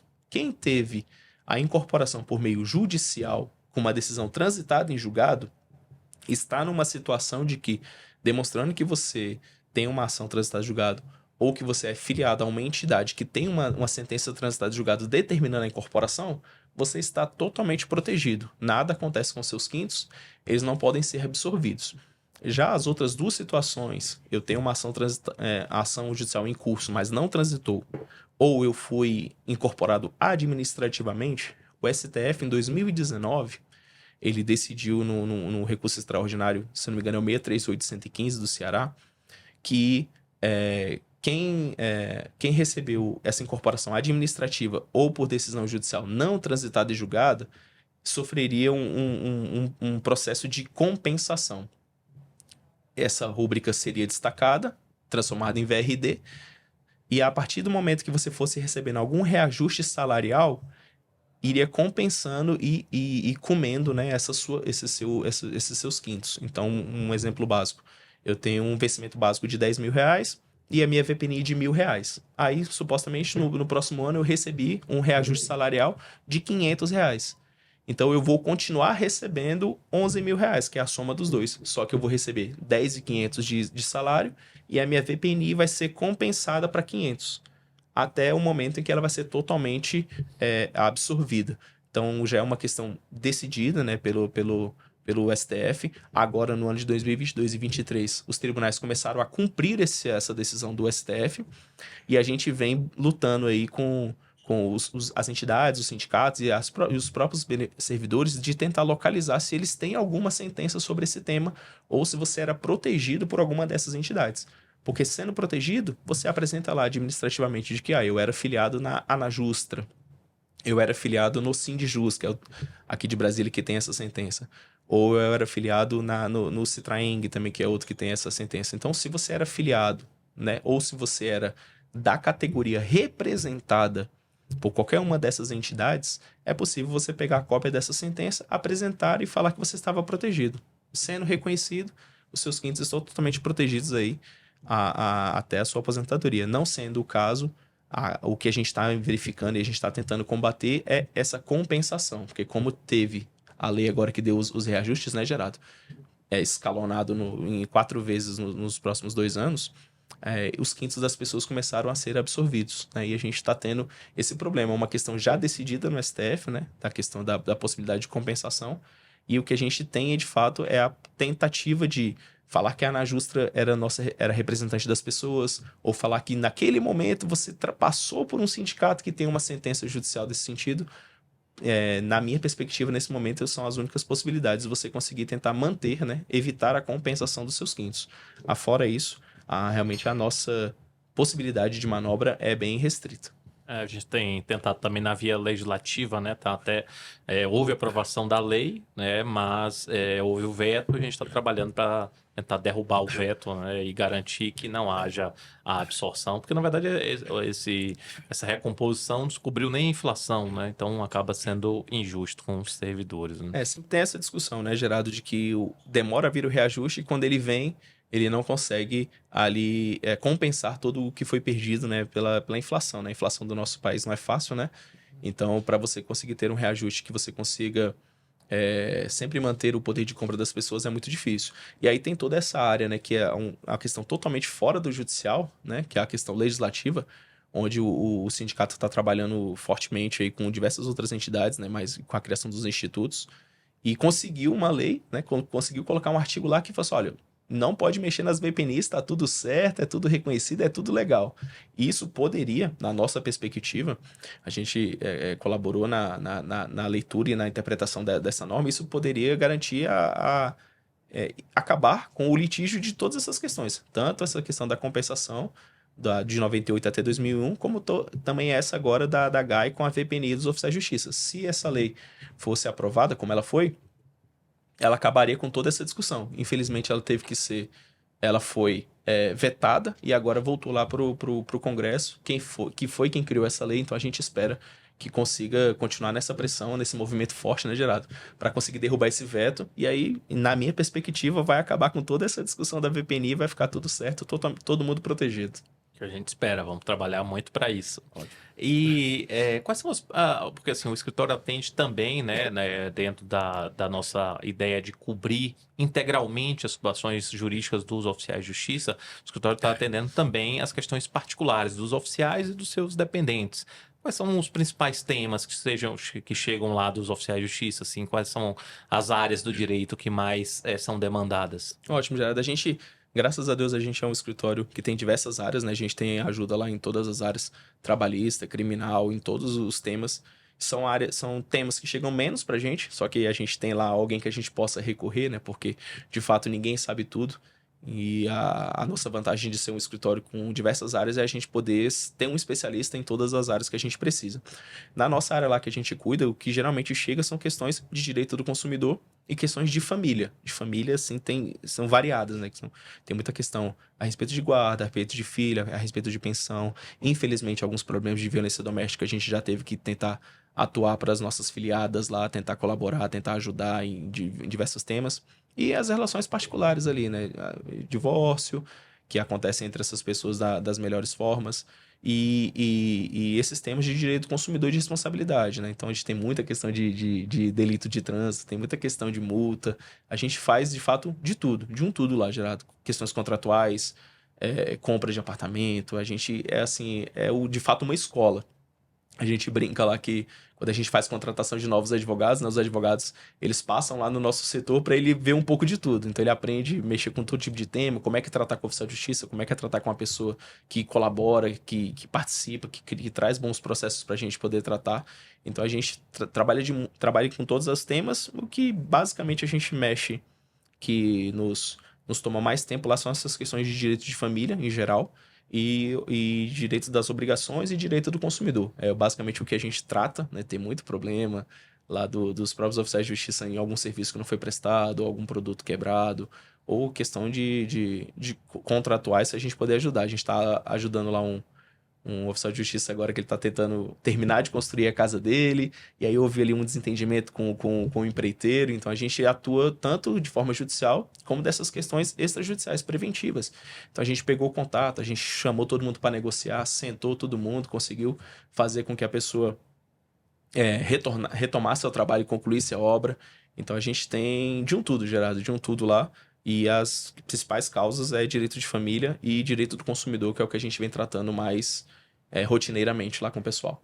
E qual é a média assim, de atendimentos, né? Qual é o quantitativo que assim, está sendo ofertado para os oficiais? Claro, né? Os oficiais vão levando lá sem limite, né? Assim, dentro da escritório é muito grande, né? Consegue cobrir. Mas qual é a média hoje de atendimentos? A gente não tem limite da quantidade de processos que as pessoas podem fazer com a gente, né, Gerardo? Isso aí é algo que você sempre pediu pra gente, falou, ó, não vai ter limite, não tem esse negócio de uma ação por ano. O que a pessoa tiver de problema, a gente vai ajudar em todas as áreas. Aí a gente fez uma reestruturação da forma de atendimento agora no meio do ano, né? A gente tem lá uma secretária específica, a gente tem os contatos, os canais oficiais dos oficiais de justiça para que eles liguem diretamente e possam falar com a nossa secretária. E aí a gente reservou todo dia. A gente tem pelo menos tem 3 advogados atendendo, né? Então a gente faz pelo menos pode fazer 9 atendimentos por dia ali pela manhã. Geralmente a gente faz 3 ou 4 todo dia, né? Focado no horário da manhã.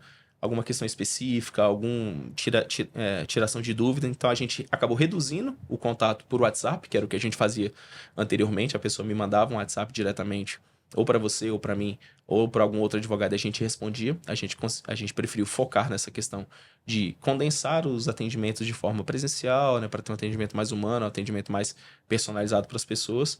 Então a gente tem isso, basicamente de 2 a 3 atendimentos todo dia, a gente conversa com alguém, e aí a gente tem, de fato, a tarde liberada para a gente poder trabalhar nas demandas, fazer os atendimentos. Só que é bastante. A gente fez a última atualização que a gente fez de manifestações que a gente fez do processo, né?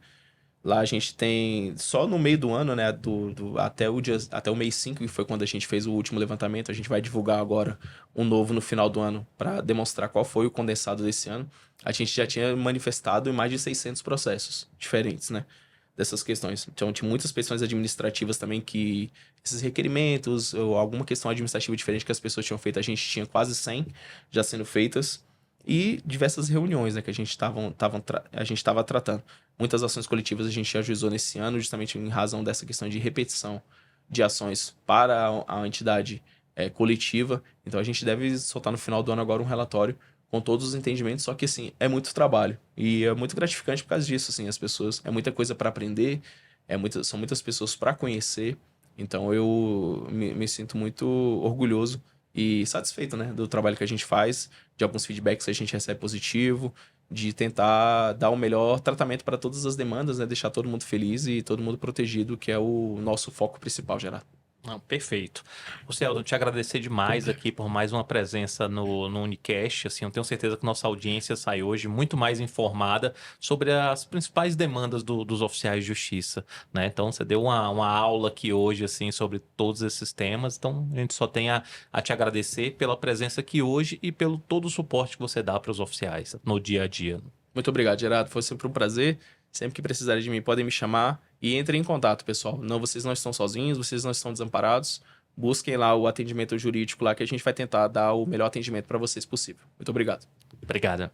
É isso aí, pessoal. Hoje conversamos com Rucielton Barroso, advogado da Unioficiais. Deu essa aula aqui, essa grande atualização para todos os colegas sobre as principais demandas dos oficiais de justiça. Tenho certeza que todos gostaram e saem muito mais instruídos aqui sobre as questões que são de relevo para a nossa categoria. Muito obrigado a todos aí, né? A todos pela audiência de sempre. Um forte abraço. Até a próxima.